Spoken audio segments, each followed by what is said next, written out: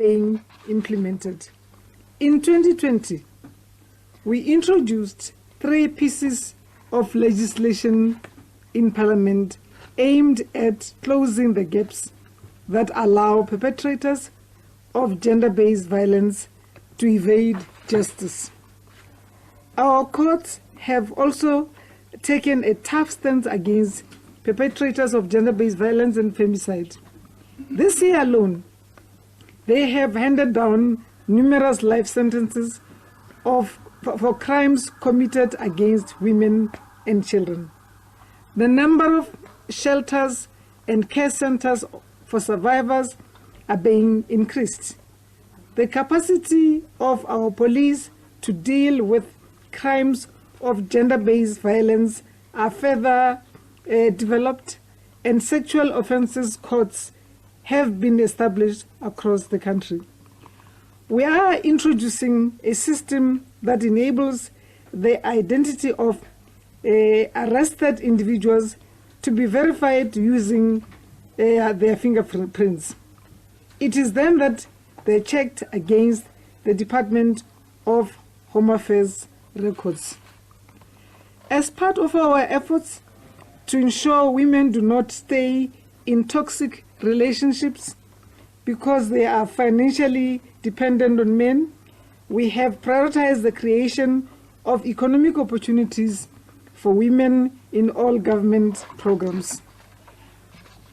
We have made a great strides to Gazette, National Council on Gender-Based Violence and Femicide Bill 2022 on the 30th of September 2022 in our capacity as the Inter-Ministerial Committee on Gender-Based Violence and Femicide.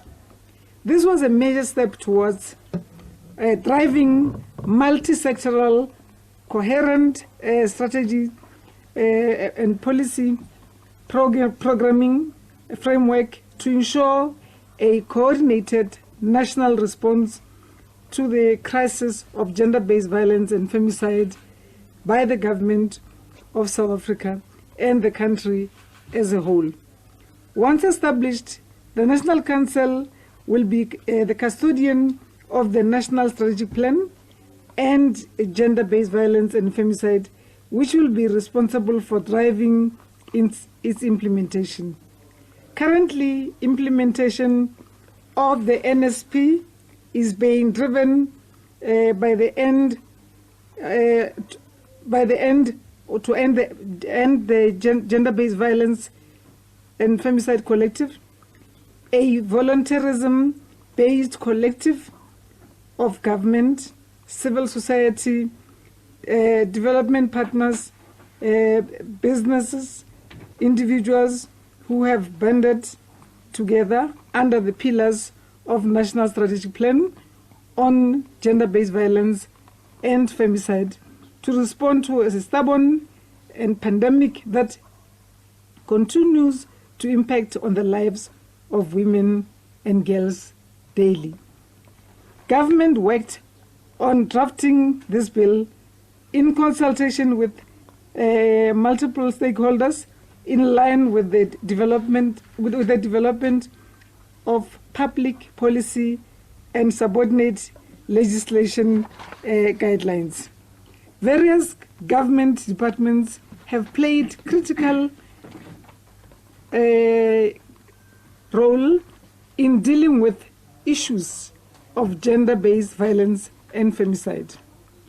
As a custodian of National Strategic Plan, the Department of Women, Youth and Persons with Disabilities contributes to the process in aligned to the department's overall vision to provide strategic leadership, coordination, and oversight to government departments and the country in mainstreaming empowerment programs on women, youth, and persons with disabilities.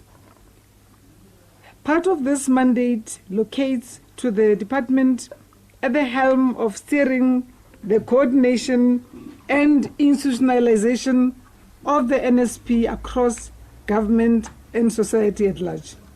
The department provides operational support to the Inter-Ministerial Committee that was established in June 2020 to advance the national gender-based violence and femicide agenda through the legislative framework. Beyond the IMC, government's accountability to the delivery of the NSP is facilitated through the commitment of monitoring politically of the reports by providing the President with the update of what we are doing. Portfolio Committee on Transactional Sex Behavior is one of the challenges faced by women amongst a plethora of atrocities South African women are subjected to, even in this epoch of democracy. What the CSG has done is to mitigate women's independence on men, the women's dependence on men in many respects. It is for this reason, amongst others, that the Department of Social Development, in its efforts to amplify the scale up social assistance, is considering a material support grant policy, which is currently in its development phase. While the MSG is expected to raise the cognitive capabilities of children born to vulnerable women and systematically enhance the life opportunities of pregnant women and their children, it squarely places power into the hands of the women, freeing them from the shackles of abuse